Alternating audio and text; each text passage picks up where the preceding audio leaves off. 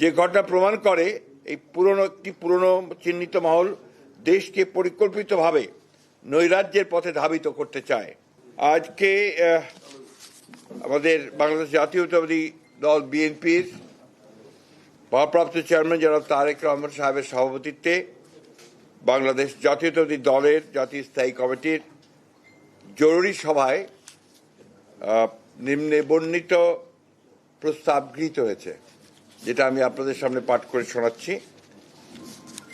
গতকাল সন্ধ্যায় ইনকিলাব মঞ্চের মুখপাত্র শরীফ ওসমান হাদি সিঙ্গাপুরে চিকিৎসাধীন অবস্থায় শাহাদাত বরণ করেছেন। ইন্না লিল্লাহি ওয়া ইন্না ইলাইহি রাজিউন।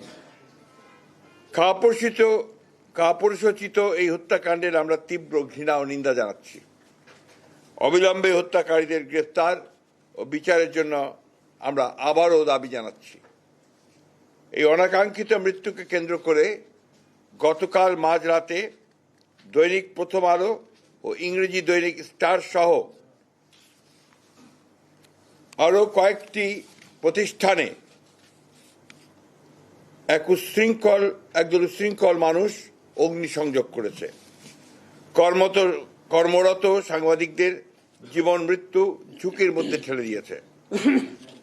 সম্পাদক পরিষদের সভাপতি, নিউ এজের সম্পাদক, ফ্যাসিবাদ বিরোধী জুলাই আন্দোলন সহ দেশের সকল গণতান্ত্রিক আন্দোলনের অন্যতম সাহসী ব্যক্তিত্ব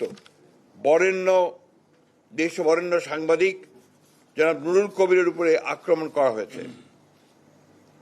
ছায়ানট সহ আরও কয়েকটি সাংস্কৃতিক প্রতিষ্ঠানে হামলা করা হয়েছে এবং আজ উদীচীতেও হামলা করা হয়েছে এবং অগ্নিসংযোগ করা হয়েছে। এবং গতকাল খুলনা ও ভারতের হাইকমিশনের কার্যালয় বাসভবনে হামলা করা হয়েছে। চট্টগ্রামে ধানমন্ডির ৩২ নম্বরে আবার অগ্নিসংযোগ করা হয়েছে। ইন্দিরা গান্ধী কালচারাল সেন্টার ভাঙচুর, অগ্নিসংযোগ করা হয়েছে। উত্তরাতে ৩২টি দোকান ভাঙচুর ও আওয়ামী লীগ নেতার বাড়িতে অগ্নিসংযোগ করা হয়েছে।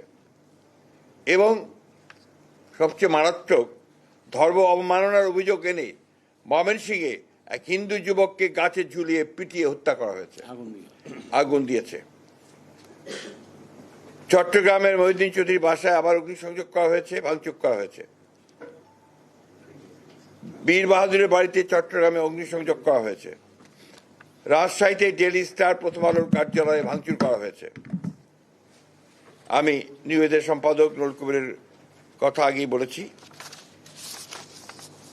আমরা এই ঘৃণ্য ঘটনাবলীর তীব্র নিন্দা জানাচ্ছি ও ঘৃণা প্রকাশ করছি। যে ঘটনা প্রমাণ করে এই পুরনো চিহ্নিত মহল দেশকে পরিকল্পিতভাবে নৈরাজ্যের পথে ধাবিত করতে চায়। অনেক রক্তের বিনিময়ে অর্জিত আমাদের ভোটাধিকার তথা গণতান্ত্রিক অধিকারকে তারা নস্যাৎ করে দিয়ে দেশে ফ্যাসিবাদের একটি নতুন সংস্করণ তৈরি করতে চাচ্ছে। সরকারের নাকের ডগাতেই তারা এই তৎপরতা চালিয়ে যাচ্ছে। জনগণ মনে করছে যে সরকারের ভূমিকা সন্তোষজনক নয়, ফলে দেশ বিদেশে সরকার তথা দেশের ভাবমূর্তি ক্ষুণ্ণ হয়ে চলেছে। ইতিমধ্যে এই হত্যাকাণ্ডের প্রতিবাদে দেশের সকল রাজনৈতিক দল প্রতিবাদ করেছে এবং হত্যাকারীদের বিচারের দাবি জানিয়েছে। হত্যাকারীদের গ্রেফতার করে বিচারের আওতায় আনতে সরকারের প্রতি চাপ সৃষ্টি করে চলেছে। এরূপ পরিস্থিতিতে এই ধরনের ন্যাক্কারজনক হামলার আমরা জাতীয় সংসদ নির্বাচন তথা গণতান্ত্রিক উত্তরণের প্রক্রিয়াকে অনিশ্চিত করার ষড়যন্ত্র বলেই আমরা মনে করছি। শান্তিকামী গণতান্ত্রিকামী দেশবাসীর পক্ষ থেকে এই ঘৃণ্য ষড়যন্ত্রকারীদের আমরা হুঁশিয়ার করে দিতে চাই। এত রক্তের বিনিময়ে অর্জিত আমাদের দেশকে আমরা ধ্বংস করতে দিতে পারি না। এই অপশক্তিকে ঐক্যবদ্ধভাবে রুখে দিতে হবে। এই ষড়যন্ত্র প্রতিহত করতে নৈরাজ্য বিরোধী সকল রাজনৈতিক সামাজিক শক্তির আজ ঐক্যবদ্ধ হওয়ার কোনো বিকল্প নাই।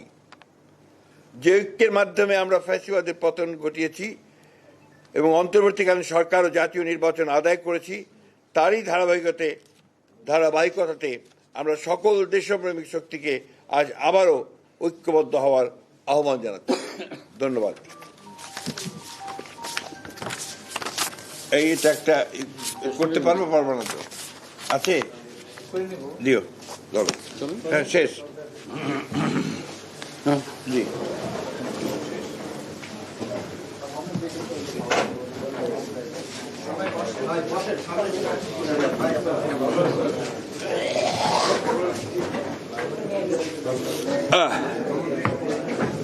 এমন ঠান্ডা লাগছে 5 দিন পরে